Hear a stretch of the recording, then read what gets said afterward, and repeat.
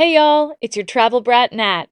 Did you know that we create blogs to go along with all of our episodes?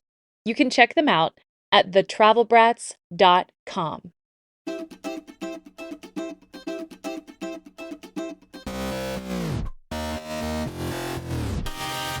Hey y'all. I'm Soph. And I'm Nat. And we're the Travel Brats. Welcome to our podcast. We've been putting the brat in travel Since 2020. and we're just getting started. From hidden gems to world-class travel. We've been sharing hot and not destinations from a bird's eye view and a party of two. So what's on the itinerary today? Hey, Travel Brat fam, and welcome. Today's episode is for anyone who has ever thought, how can I make a difference in the world through my vacation? Today we're joined by Kimberly Haley-Coleman. She's the founder and executive director of Globalware, a nonprofit that leads short-term volunteer adventures in over 25 countries for more than 25 years. She's been featured on CNN, The Today Show, The New York Times for her impact around the world through her nonprofit, and many other publications. For more than 2 decades, Globalware has provided highly planned, short-term service projects abroad that promote cultural awareness and sustainability. Globalware is in special consultative status with the United Nations for its award-winning short-term programs that promote sustainability and cultural awareness. And without further ado, I'd like to welcome the founder of it all, Kimberly. Hey, Kimberly, thanks for joining us. Hi, Sophia. Thanks so much for having me. I'm so excited to be here. Likewise, we're so happy to have you here. And I just want to dive right in. I first want to talk about the traveler behind the founder. So, Kimberly, you've traveled to 25 plus countries through Globalware, but take us back a little bit. What was your very first trip abroad that launched your love for travel? So, what's interesting is I did travel a fair amount growing up, but it was really my grandmother who really sparked special link and connection. She made jewelry out of unusual things. And so she was going to places, not just Europe, but more places like Cambodia, India, places like that, and buying used antique buttons and things like that and making something meaningful out of it. So I just remember not only traveling with her, but seeing her unpack her things when she would come back from these wonderful places, just pawing through it all and wonder. And it made me think about what's behind those places and wanting to travel more with her. For me, that would be kind of that foundational spark. But of course, I had different travel moments that led to different things over time. But I would say that would be the first. Yeah, I really love that because I, for one, love the treasures, if you will, that you find in other countries when you're in the local markets, especially handmade things. And I love that your grandmother brought some of those treasures back and made her own treasures, literally using things like coins and buttons, pieces of that country that you went to or that she went to. Now, I want to know how Globalware was originally born. So it was not intentional. My background academically was certainly international. I have a master's in art history and MBA in international business. I studied lots of languages and worked abroad. It was really accidental. While I was working abroad, I was actually working for Space Services International. We put people's ashes into space. And it isn't really Americans that are interested in that. It's Brazilians, Germans, Japanese. And so I would be in those countries working with funeral homes and basically stationed over the weekend. And since I felt like I already done so many tourist things, I was trying to find a way to fill my time in a meaningful way. And that is what led me to what can I do that would fill my time. I'm going to try and serve, even though it's not like I had a background beyond, what you do in the Girl Scouts or in your local community, anything like that. And I found it was really hard. Nobody wanted me short term because it takes so much time to oversee someone, to train them. You're having to take someone off of whatever their normal work is. I understood, but it also made me want to do it even more. That really lit a fire under me. I'm going to do, if you want to do the Peace Corps for 27 months, that's available. If you're a student or retiree, then doing 6 weeks, 3 months, that's feasible. But, if you're a busy working professional from North America, you generally don't have 8 weeks of vacation, especially to start out with. And so it really was born of that. I started doing one-to-one, helping individuals and then communities as I got into them and keeping those relationships. And so most of these communities that we've been working with have been working for years and years and years. And our coordinators as well, interestingly, are, I'd say the average age is between 50 and 68. That really is what kind of started it all. I didn't begin with that end in mind, but I got there in a circuitous way.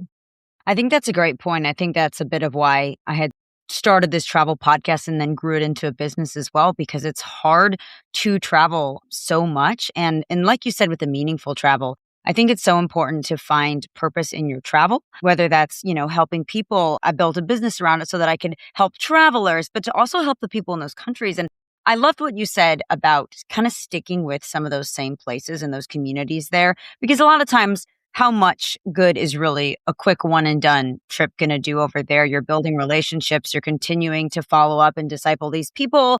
You continue to help them, give them resources they need. I think that's such a beautiful part of the continued follow up. Now, you've worked in Latin America, Southeast Asia, Africa, so many countries and continents. If you had to choose one place that still lives rent free in your head from your travels, where would that be? Okay. My first answer would be that it's often where I just came from or I'm about to go to. But if pressed, I would probably say India.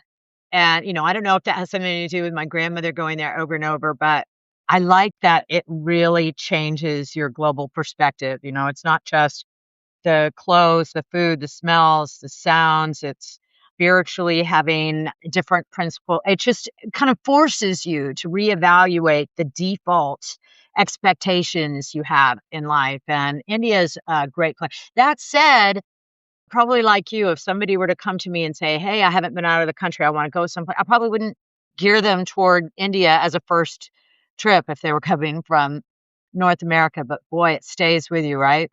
That's really interesting. It's one of those places that you wouldn't initially think. For me, I feel like going to India, I would love it and it would surprise me. Is there another country that maybe surprised you the most that you weren't expecting to like as much as you did? I seem to be talking about Asia today.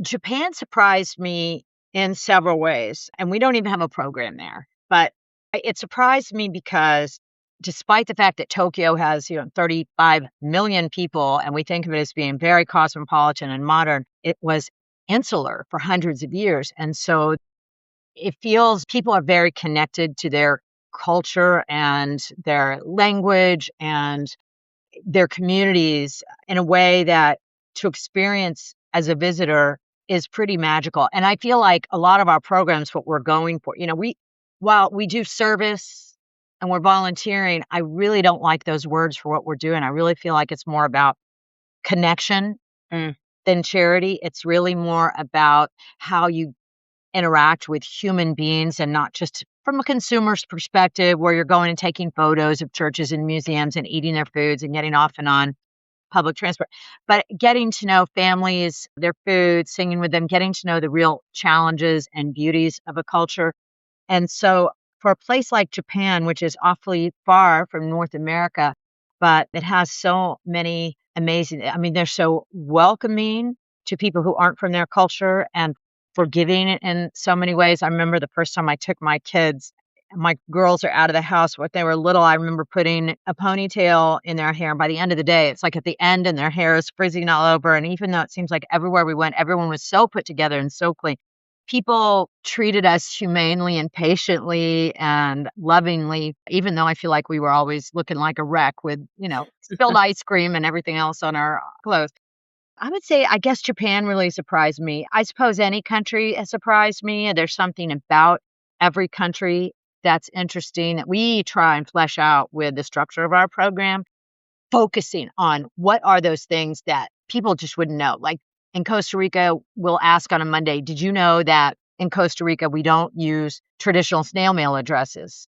How do people get Amazon packages? What do they do? Well, you basically write a paragraph, right? So we have a discussion about how is that possible in a modern functioning society and thinking about what does that mean when you travel someplace and get a chance to see how they can logistically get through day-to-day things in a way that's so different from the way we might do them at home. Yeah, you certainly learn a lot. And I love that you mentioned this whole Is it serving? Is it taking? Or is it connecting? Because I think that you could just say, I go and I serve and I did something that I can, have a tax write-off for, or check the good person box list. And then there's going to a trip as a total tourist and just taking, like you said, the pictures, the food. Thanks for giving me a good vacation and cultural experience. Then, like you said, there's connecting, where you're really connecting with the locals and the culture, and you're learning from things and you're immersing yourself. And that is where there's giving and there's taking. Like you said, the Japanese people are giving something to you and you're giving something to them. I think that's really what travel's all about. I think that's a beautiful thing. Now, speaking of beautiful, and this could be interpreted in many ways, so interpret it however you want, but what would you say is the most beautiful place that you have served in? But we're actually mutually serving, the people that we're serving alongside as equals with these communities. Right. So it isn't an inappropriate word. I just feel like it's hard to capture what it is, right? I certainly love Angkor Wat in Cambodia, and God, Hoi An in Vietnam, seeing, gosh, everyone walking out underneath all the lanterns and along the river. And even, honestly, while it is largely crumbling, the architecture in Cuba is jaw-dropping. It's just beautiful. And of course, the waterfalls and rainforests in Costa Rica are hard to match, but let's go with Hoi An, Vietnam, since I seem to be thinking of Asia a lot today. I like that. Now, I've heard a lot of good things about Vietnam. Now, I want to talk a bit about stories. We love here on the Travel Brats most memorable travel stories. So if you could give us one or two funny stories maybe from your travels, just some that stick out in your head. And again, they can be literally anything. They could be bad stories that, I can't believe this happened to me, or some of the most sweetest stories or hilarious stories, whatever you want. Well, I can give you one that wasn't great, and I can give you one that was. Perfect. So maybe we'll hit both of those, and we'll start with the one that maybe didn't go as planned or well. I mean, of course, we've been doing this a long time. We've had to learn some of things the hard way, but had been invited to a special celebration in San Pedro de Casa, which is in the Andes in Peru, which we really love for people to get a chance to see unusual local culture and celebrations like that. And one of the foods being served was dog. And we had several volunteers that were with PETA, and you could understand how traumatic that was. And while we're not there to convert or proselytize, we had to address what happens when you have this kind of an emotional thing happen that we did not expect, right? And it came to a lot of discussion about cultural conditioning and, the purpose of our being there and so on. But I'll switch to kind of the opposite end of that spectrum. Something that surprised me that I didn't expect was on our Cambodia program. In Cambodia, our program is in Siem Reap, which is where Angkor Wat is. And for those people who don't know, that Angkor Wat temple complex, the ruins, like when you see the Jungle Book cartoon, they really based it on that, right? It's all of these, it's spread out over miles and miles and miles. You'll never see it all. And the jungle has overtaken part of it. It's really hauntingly beautiful. And that country still has a lot of landmines in it that were placed there by both the Vietnamese and U.S. armies back in the war decades ago. And while most of them have been cleared in the areas where tourists are, in the rural areas, there are still people who, kids will often pick them up. They're colorful and they're round. It usually maims them. And so our project there, we're assembling and distributing wheelchairs for landmine victims. And I know we didn't really talk about the projects. They really vary, but that's what we do there. And I had anticipated that this experience, the moment that was going to stick with me the most, was looking at this child recipient's eyes when they got their mobility for the first time. I mean, it makes sense that would be what would stay with you. But I'm a mother, and I can tell you that it was looking at the mother's eyes, mother to mother, that she now had a changed view of the future of her child, of this new hope in her eye, because this 4-year-old didn't really have much of a vision what his future was going to look like, but the mother did. Right. And seeing that change, I mean, you can just write a check to buy wheelchairs and it's more efficient. You buy more of them, but it doesn't show that mother that she's worth time spending it, getting to know it, getting to understand her life and her challenges, so that I come home a changed person, so that my greatest souvenir is a changed perspective and grateful for the mobility of my own children. So that's a couple of stories I can think of off the top of my head. That's great. It's powerful. You really realize when you travel to some of these countries where some of these horrible historical things have happened, you really think about how grateful you should be and how blessed you are in your life with your, healthy children. And there's always something to be grateful of. And I think that it's a good reminder as well. I want to transition a little bit and talk about impactful travel. For someone who thinks volunteer travel is poverty tourism, what are they misunderstanding? And that exists. So I think that's such a great and a valid question. These terms like white man saviors complex, poverty tourism, these have come about because there are plenty of instances and organizations, particularly I'm going to say from the year maybe 2012 to 2018, when there were people taking advantage of this growing trend of service abroad, short-term service abroad, putting people in particularly vulnerable populations in dangerous situations, or, yeah, just taking photos of poor kids for virtue signaling, social media, things like that. And fortunately, I feel like, particularly since 2018, there's been a much greater awareness of what to look out for in terms of ethical, responsible service and what makes it mutual. And so, really, it comes down to what you're doing, who you're doing it with, how you're doing it, right? And for us, specifically our organization, we feel like it starts making sure that the local community is driving the project. They're the ones leading it. They're picking the materials. They're the ones deciding if it's even a challenge for their community or not, that we're not there to tell them what they're doing, so that the relationship is one, again, of equals. We're sharing their concerns for a week with a local community. We're not saving them and we're not bringing solutions. We're working on something that they've decided on. Now, there are things we won't do. We aren't Doctors Without Borders. We're not doing surgery. We're not building roads and hospitals. These are small scale projects. So you'll see lots of, there are plenty of churches that do great work. Certainly the Peace Corps is amazing, Habitat for Humanity. There's so many. So I really think poverty tourism does still exist. And one of the biggest indicators is the kind of content you see on their social media. What is it showing? Is it just showing a wealthy person coming to give out charity in a poor community? Or does it seem like there are more communal activities happening, right? And so I think it's there.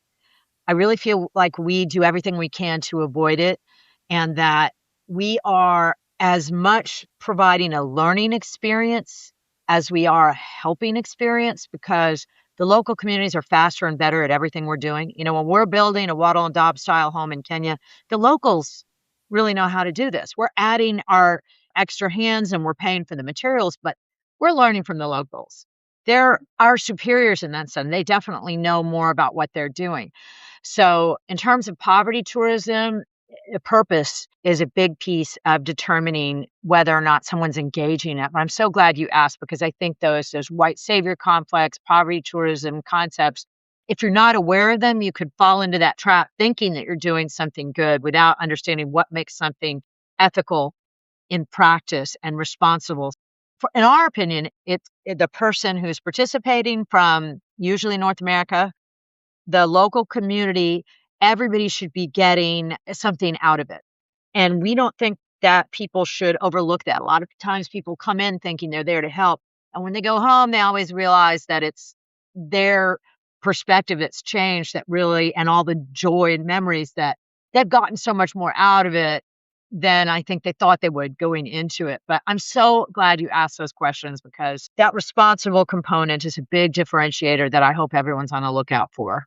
Yeah, well, you know what? Those are great answers. And thank you for just kind of addressing that and giving us some red flags and some green flags. Because again, like you said, I think if people aren't aware, and I think comes down based on what you said to the intent. Why are you going? What's the purpose? Are Right. you trying to help people? Are you trying to connect with people? Are you willing to be silent when it's time to listen to how to build this hut from a Mhm. local, and not just, no, we're here to help. We brought the stuff, so we're going to do it how we want. I think that it really is down to the intent and the respecting of the culture and the people you're helping. Dreaming of a luxury European escape, but not the stress that comes with planning it? Because true luxury isn't about excess, it's about ease. That's where Tenon Tours comes in. They craft bespoke European journeys designed entirely around you, with every detail thoughtfully handled by experts who know each destination inside and out. These fully customized itineraries are tailored to your pace, your passions, and your travel style. No cookie cutter trips, no planning overwhelm, just a seamless experience built around your dream journey. Want to sip wine in Tuscany? Wander through hidden villages in Ireland? Or explore iconic cities without feeling like a tourist? They handle everything, so you don't have to. No stress, no guesswork, just an unforgettable trip. The result? A deeply personal, effortless experience where you can focus on what truly matters: discovery, connection, and meaningful moments. Because luxury isn't just where you go, it's how you experience it. Truly customized, truly personal, profoundly unforgettable. Visit tenontours.com and include the code TravelBrat300. That's all capital TravelBrat 300 to your initial trip request, or provide it when you first connect with your travel designer. Start planning your dream European getaway today and thank us later. Now, I want to talk a little bit about what a global wear trip actually feels like. Can you walk us through like a typical week on a global wear trip? Yes, absolutely. And I'd love to even back up a few seconds before that in terms of how somebody even starts going about it, because it's not how a lot of people think. It's more like going on a cruise. You go to the website, you pick which country and date, and you'll meet the other people going on the program, right? So a lot of times people think you have to apply and all this stuff. But we teach everybody the skills. We have a bilingual coordinator there, so we don't need any of that. Second, our programs are all 6 nights, 7 days, and they tend to be scheduled every other week throughout the year, but usually on North American holidays as well, with the idea that if you are a busy working American, you can take less vacation days in order to have this kind of experience, right? So when you get there, you usually arrive on a Sunday. Our coordinator picks you up. You meet your 9 to 11 other fellow participants. You really usually don't need much, a few t-shirts and a few pairs of shorts, sunscreen, and then everything else is handled. So make sure our accommodations, I would call them modest to mid-range. So we always have electricity, flushing toilet, running water, all of that kind of stuff, Wi-Fi, things like that. But it's not the Ritz-Carlton. And our meals are included, and then the work project. So we're usually working roughly 30 hours a week. We're usually doing 3 to 4 planned but optional cultural experiences. As an example, when you go to our Cusco program, we spend all day Thursday at Machu Picchu because we know nobody's want to go that far and not want to see it. You go to Siem Reap, Cambodia, of course, we're going to take you to Angkor Wat, things like that. But so we weave those in throughout the week.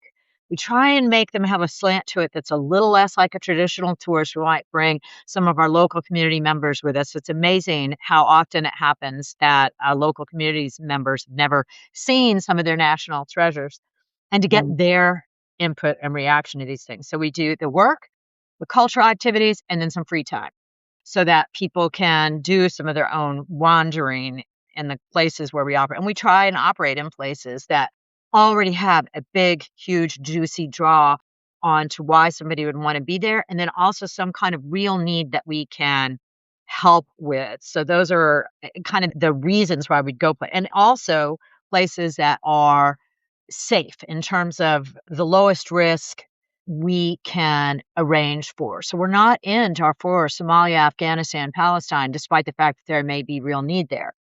So the week, usually our work skews toward the mornings. And then after we've had kind of later afternoon meal, we usually have our cultural activities and our free time.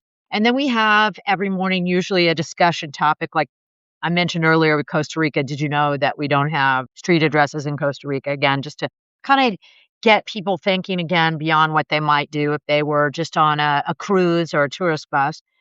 And then in the evenings, we have reflective exercises, like what's something that you feel especially grateful for today, or a kindness you observed, that kind of thing.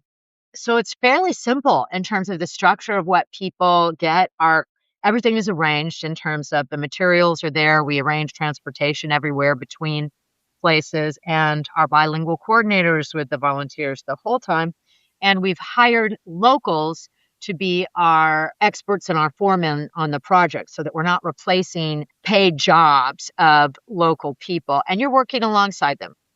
And many times you're working alongside the recipients in Guatemala, where we're installing concrete floors in the homes of single moms, and you're getting to know her and her kids.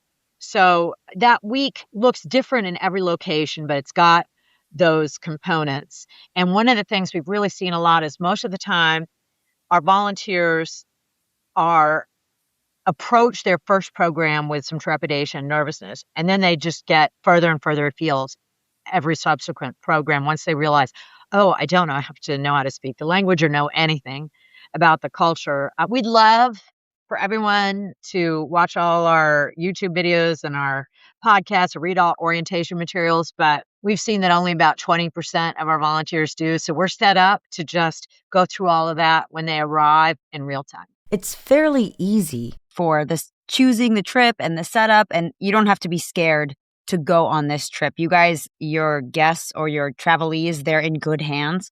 So I want to dive a little bit more into the projects. What other kinds of projects are people actually doing on these trips? So in some communities, we're doing the same project each time. Like in Kenya, I think we will always be building these wattle and daub style homes for a whole bunch of reasons. They're very efficient. They last a long time. It's something different from what most of our participants have ever seen. And they really learn a lot through that process, in addition to providing really great housing. And then I mentioned the concrete floors in Guatemala. We also do a little garden alongside of them, the wheelchairs in Cambodia, and places like Costa Rica, where the material needs are a little bit different. First of all, they have universal healthcare and education, potable water. Things grow everywhere. So they're not in as urgent a need as other countries. So we've been building community center, fixing up their facilities, the soccer field, helping all sorts of community needs. And that means that the list of priorities changes. So if they've just had a flood and there's a family that's been displaced, then all of a sudden that goes to the top of a priority list. And it's our coordinator that is looking at that list of projects and working with the local community to determine, okay, what do we need this week? We've got this many people and this is what we're getting. But we also have, even though we are not Doctors Without Borders and we, like I said, we don't do surgery, if we have groups of dentists or ophthalmologists or optometrists, we also have dental clinics and vision clinics where people will come. But that's a fairly specialized thing when we've got groups that come to us in that capacity. So really there, as you can see, a big variety of projects. The key thing that unites them is they're projects that can be finished in a few days without our volunteers needing any particular skills, keeps them safe, and keeps them in a culturally interesting, expansive environment. So we're not going to just have them stuffing mail into envelopes or painting a house by themselves in a room. Sure, The sure. idea is it's got to be meaningful interaction. Yeah, I love the no special skills needed, just an able body, willing hands. And again, even with the language barrier, like you said, you help travelers learn different things on the trip, but you don't have to climb a mountain to be able to go on the trip.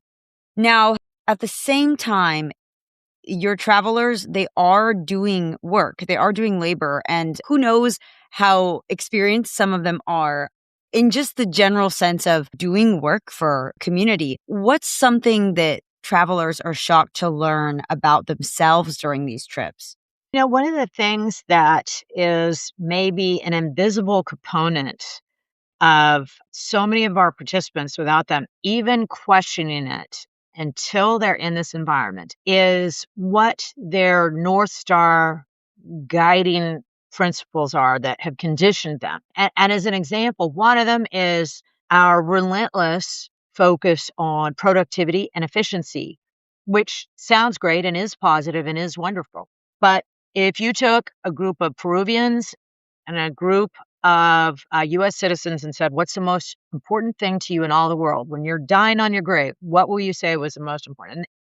And no matter what country you're from, they all say the same thing. My family, my friends, and my faith. That's the most important. And then you ask someone from the U.S., how many hours a day do you spend on those things? And you ask someone from Peru or Guatemala or Vietnam, how many hours a day you spend on those? these other cultures usually spend more time on the things we say are the most important. Mm. So while we will be so focused on, okay, let's hurry and get this built, and let's hurry and do more, and let's keep adding. I'm telling you, if it rains in Costa Rica, everyone's going to stop and have coffee, and they think that's important, not incidental, right? Right. And it's something where you start to learn that how you're wired without even realizing that a lot of this is cultural conditioning more than a choice. Mm. And that when you get that outside perspective, it allows you to see that in a way that's hard to see if in your regular workaday environment. When you get outside of that, it gives you a chance to see what are the defaults I didn't even know I was operating under. So I would say that. Yeah. No, that's great. I mean, I personally love it. Now, I want you to be honest. Do you sometimes have travelers that come on that just really are not enjoying themselves, or they get in a big struggle about the physical labor or the 30 hours a week? Do you ever have struggles with some of the travelers? Well, look, if somebody is injured or sick or has altitude sickness in Cusco, we're not having them work, right? Mm. And we're not slave drivers. So we understand. And people tend to self-select. We tend to have more the opposite problem. We're having to pull them off the project. That tends to happen a lot more. In terms of being upset, I would say, let me paint a picture that I'm thinking about a mother who's brought her 12-year-old boy to Ghana, and we're hand pumping the water and carrying it by buckets across the street to mix concrete. And this 12-year-old boy is seeing all of the babies being bathed in the same water and seeing them boil the water before they drink it. And this 12-year-old boy, when he goes back to the accommodations, is now all of a sudden turning his water off while he's brushing his teeth Mm. and thinking about running water in a way that mom or dad may have tried to explain to him, but just wasn't hitting home in the same way. So it's interesting, the kind of reactions we see have, because you're seeing other people live in a different way that's often so new and different and interesting and away from a screen, we're seeing different chemical reactions happen, and they can be emotional and people can get tired and hot. But when you're seeing others who often have so much less than you and they're not complaining, it tends to impact your Certainly. own reaction. And Yeah. when you see that gratitude and happiness, so I would say more than seeing people upset with the work, we're actually seeing the very reverse. Yeah, Yeah. that's fantastic. Hey, Travel Brats. Do you have expertise on a cool travel destination? If so, we would love to have you on our show. For a chance to be a guest on our show, visit thetravelbrats.com and go to the About Us tab and contact us, or email us at thetravelbrats@gmail.com. Now, you mentioned that 12-year-old boy. What are the age restrictions for global air Hey, service I mean, travel? we've had families bring their 1.5-year-olds with their whole group of 6 kids, and we've had them bring, their 92-year-old grandmothers. We really have seen all of it, and we're set up for that for multi-generational travels. So we try and have a spectrum of activities on site so that people could cycle through. We know kids get sick of doing things. We're not going to have them go and lay brick for 40 hours. We're going to have them do this for an hour, then paint a mural, then help paint this, and then take some time to go and play soccer with the local kids. So we're going to go and hear them sing their national anthem. Then we're going to come back and play again. For us, because our mission, our role, what we see our role is to promote cultural awareness and sustainability. Anything that has to do with those two things is our work. If it's helping people understand the real beauties and real challenges of a culture, that is part of our work. If it is Yeah. helping the local community stand on their own 2 feet, that's part of our work. So helping people prepare a community feast is part of that for us.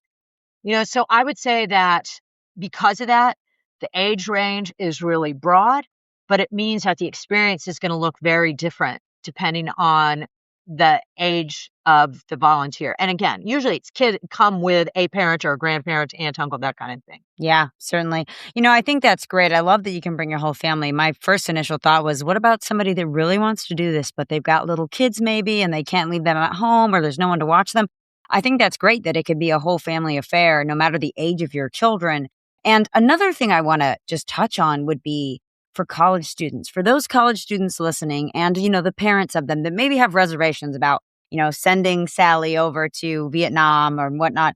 What would be your advice to college students on doing a service trip like this before graduating? I certainly having some kind of immersive experience can be so foundational for all the cultural reasons I just mentioned. But I feel like the service component, one of the things that differentiates it from just doing educational, academic based travel is that if you are standing side by side with someone and understanding what it is they're facing from a more elemental level, that is probably gonna change you faster than whatever you're reading in a classroom and stay with you a really long time. And while it'd be great for everyone if they were able to take 2.5 years and do the Peace Corps, if they can't do that, at least giving themselves that opportunity to experience service learning in this way is something that is really hard to replace and does so much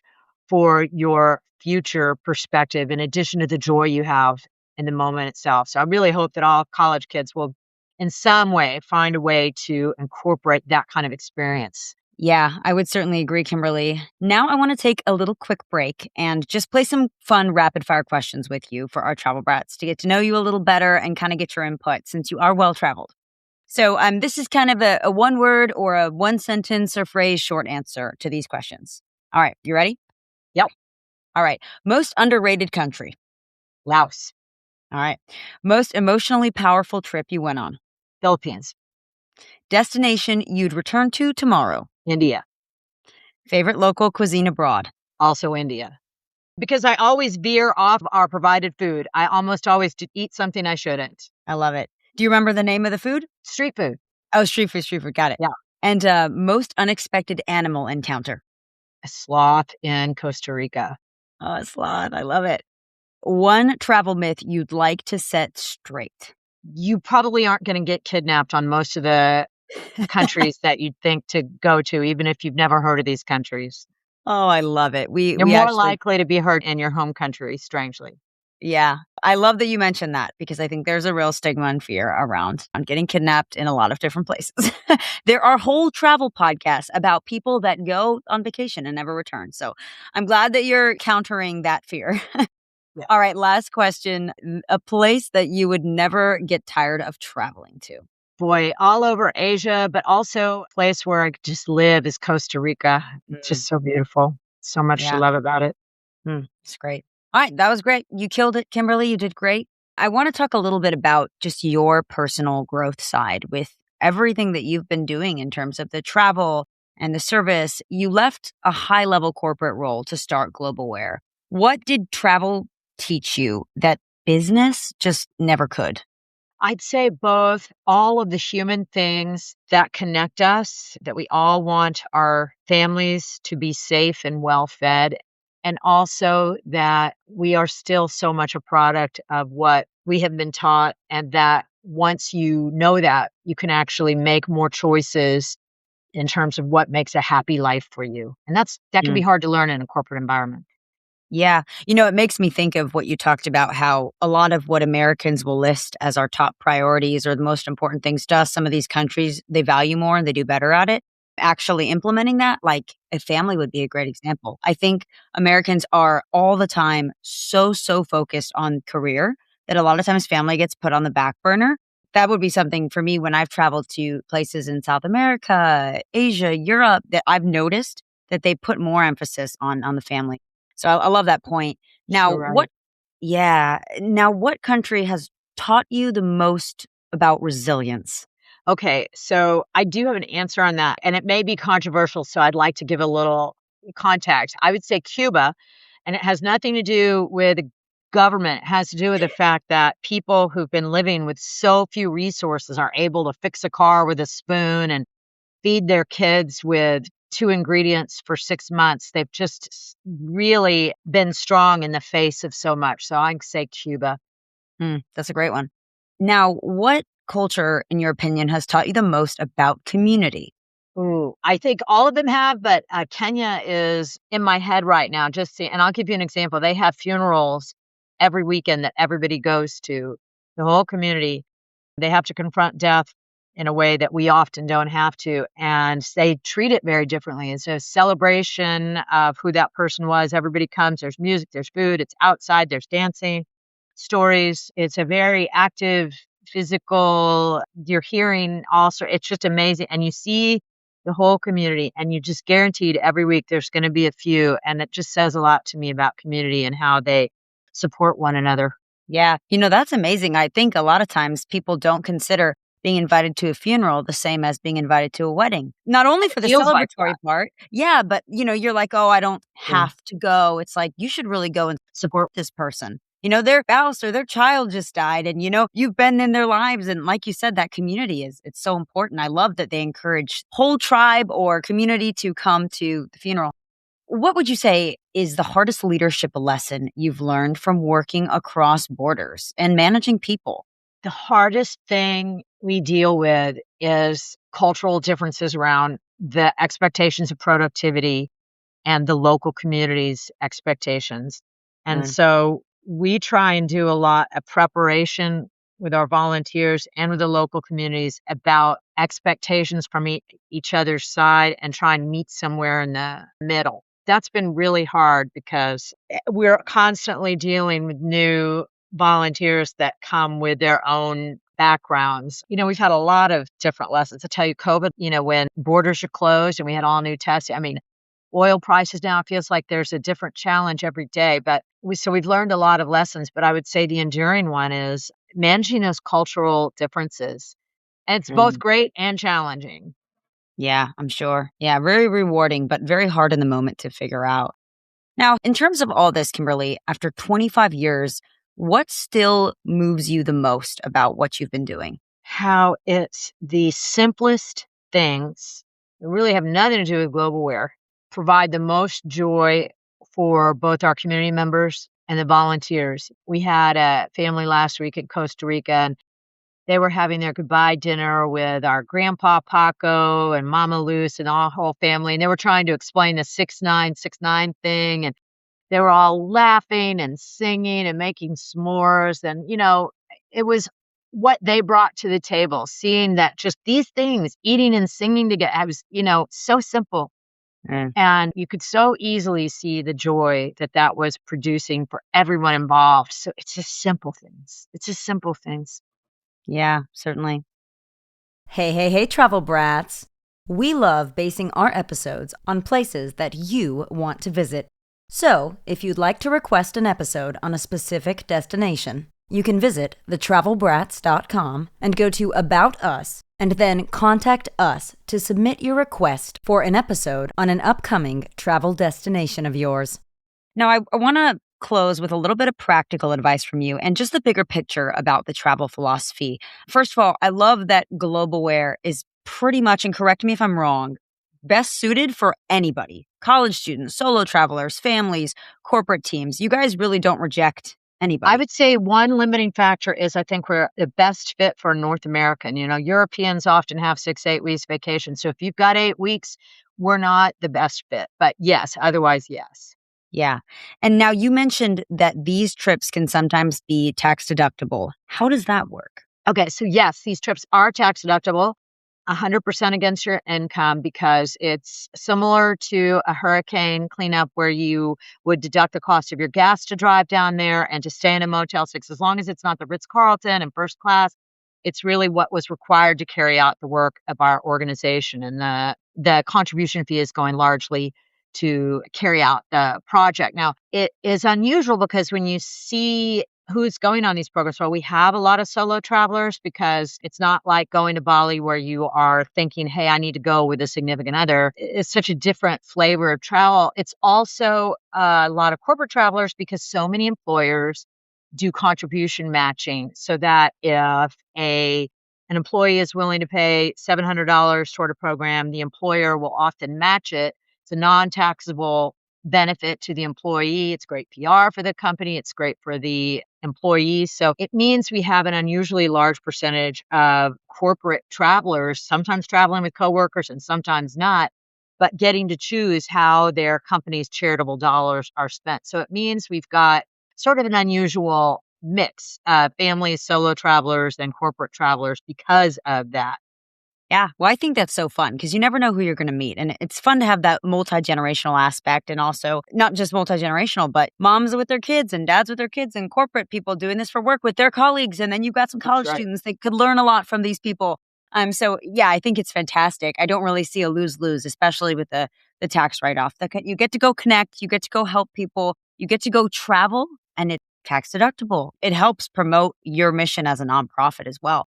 Now, if someone's nervous about safety, what would you say to them besides the fact that they won't get kidnapped? Right. Well, and those are the questions that people should be asking. And I mean, one key piece is we're not operating where there's an active war or an active disease outbreak. And so we're having to think about also the risk of the project because we're not putting people high on ladders or operating heavy equipment and machinery. These are small scale projects. So there's that safety piece. And then we've got our coordinator with our volunteers. And then we follow the British, Canadian, and US State Department travel alerts. It can be confusing because a place like Guatemala, if you look at Guatemala City, the safety situation is very different than where we are, hundreds of miles away. It's similar to, you can be in big city late at night and it could be riskier situation than being in some other part of the US. There's so many different places, and we have to operate in places where our insurance will cover us and where we know people are safe. So we are structured to reduce safety risks. Now, one thing I will say, we can't eliminate it all. Our program in Cusco is at a high altitude, and I'd say probably 5% of our volunteers struggle to the point where we either don't have them work or we take them to a clinic for oxygen. You can twist an ankle anywhere in the world. We think it's great to be up to date on base vaccinations because you could step on a nail or land on one anywhere in the world. And if you don't have the latest tetanus shot, you don't want to deal with that while you're traveling. Right. So there are risks. The bigger risk, it's not really bodily harm. It's more if it's just not the right time to bring a diamond necklace or to leave an expensive phone sitting out in a busy marketplace. In most of our program locations, people have materially less. And while they're much less likely to initiate any sort of violent harm, if you were to leave a valuable out because they have less, there is a higher chance that it might walk off. So I would say the bigger risk is something like that. And that's really more of an opportunistic, still rare thing. But our coordinator is really great about pointing out, okay, hey, this marketplace where we're about to go into, it's really busy. So please, zip your bag and put it on the front, so they're guiding people through things like that. But that is not the majority of the time. So I would say in terms of risk, looking both ways when you cross the street, when you're in Cusco, when you have some free time and you're exploring, that's a risk. If you're not looking both ways, there are cars on the street. So I would say Mhm. that's a bigger risk than anything. Right. Car Car trouble, theft. hit and Yeah. runs, all those things. They usually are. The car stuff is always. Now, that's great. You talked a little bit about prep in that response. What else would you say that someone's got to prep before one of these trips, whether that be physically or mentally? Well, what we would love everybody to do is actually read all our materials because it tells you not just what to pack or what the weather's going to be like, but also culturally the kinds of behavior that might be different from whatever you're used to at home. And it tells you about the community that we're there serving alongside. So for us, that is really fantastic for people who will take the time to do it. But again, we've noticed something like 80% of people don't. A lot of times it's because, hey, maybe a girls' book club is coming. The main contact who signed everybody up, she may have read everything, but everybody else thought they'd get around to it, never did. So while we would love for everybody to prep themselves that way because it helps them prep emotionally, not just in terms of, again, what to pack, but in terms of setting their expectations in terms of what they're about to experience. And eliminate any sort of fear or nervousness because you realize, hey, I'm going to have the internet and connectedness and clean water to drink and all that. I'm going to be provided. So it just eases some of your concerns. That said, we know there are a lot of people who don't, and we're ready for you. And we will up to speed on arrival if you just don't have time to prep ahead of time. But we hope you do. Certainly. Well, Kimberly, this has been so insightful. I want to close by just talking a little bit with you about the bigger picture travel philosophy. I know that you probably believe that travel can really change global relationships. So I want to know, in 10 years, what do you hope that volunteer travel looks like? So I hope we find a new word for it. I would love to snap my fingers and have there be no carbon footprint with air travel, but right now we still have it. But what I would really like is for people to find a way to more fully appreciate the incredible soft power that comes with this kind of travel, because it's not just a volunteer going home with this new global perspective. It's also that local community looking at North Americans as not just a dollar sign, as Right. humanity that cares and is willing to share and give and be connected. There was a great study done by the Brookings Institute back in like 2012 or something, where they were trying to monetize and look at how much is a dollar we spend on the Peace Corps, which is soft power, as opposed to a dollar we spend on hard power, like the military. And we need both. And we were spending about $400,000 fully loaded per soldier when you look at the medical care, their training, the tank they're driving, all that stuff, and $16,000 a year on a Peace Corps volunteer. And they tried to figure out, okay, for that dollar, what do we get out of it?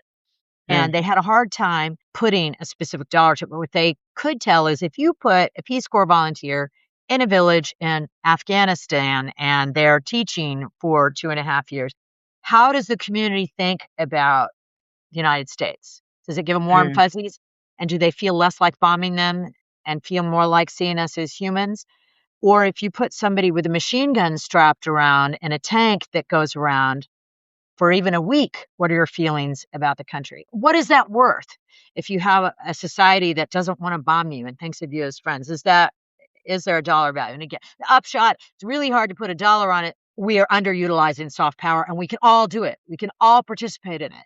And this is a way of doing it, a way of showing we care, of showing our humanity, getting away from our screens for a little bit, not just thinking about humanity in terms of whatever reel or TikTok we're seeing today, but seeing that whoever we're talking to, how did we both change in this Yeah. interaction, right? So in 10 years, I'm hoping that it's just a part of normal living, that people think I'm going to go and take myself outside of my regular, whatever the limits are of your typical life, whether it's 5 miles, 30 miles, 50, so that you can understand your own life a bit better by getting as far away from your normal life as you can. So I just hope that's normal 10 years from now.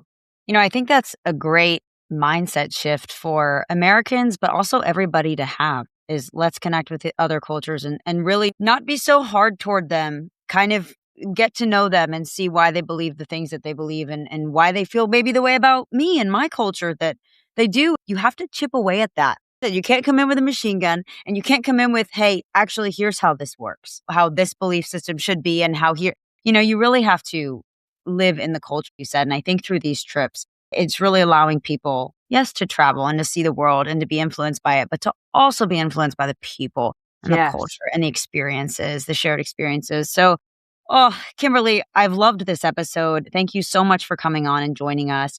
This was just such an eye-opening conversation. And I love the idea that travel isn't just about where you go, it's how you show up. For the Travel Brats listening, if you want your next trip to be part adventure, part impact, and fully transformative, check out Globalware at globalware.org. Kimberly, and lastly, where can everybody find you and connect with you? Oh, okay. We are everywhere you look. If you look for the word globe, not global, globe aware. I mean, that's our LinkedIn, our YouTube, our podcast channels, our website, all our social media, everything. So if you Google Globe Aware, you will find us. And any of those avenues works. I think it's really great social media wise to get little video clips to see what people are doing every day. And it lets you see, that's how that's what the accommodations are like. That's what the work looks like. That's the kind of interaction I'll be having to know whether or not it's something you'd be comfortable with. And again, eliminate some of the fears that people might have of going places that seem so far flung from whatever they're used to. Well, Travel Brats, if you enjoyed this episode, like and leave us a review, subscribe to the channel, and again, thank Kimberly and connect with her for joining us. We'll catch you guys on the next Travel Brat Tuesday. Are you ready to travel with purpose? If you've been wanting a trip that goes beyond sightseeing, one where you can truly make an impact while exploring incredible destinations, this is your sign.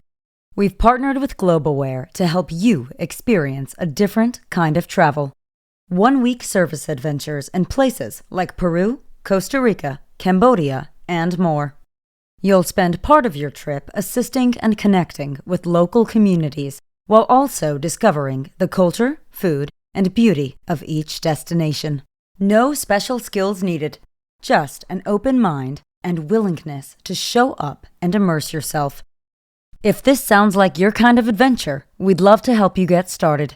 Email us at thetravelbrats@gmail.com with the subject line Globe Aware Trip, and we'll send you a code for $100 off your first Globe Aware booking. Let's travel differently. More meaning, more connection, and more impact. Hey, it's your Travel Brat Nat. I hope you enjoyed this episode. If you did, don't forget to like and subscribe to the podcast on your preferred listening platform.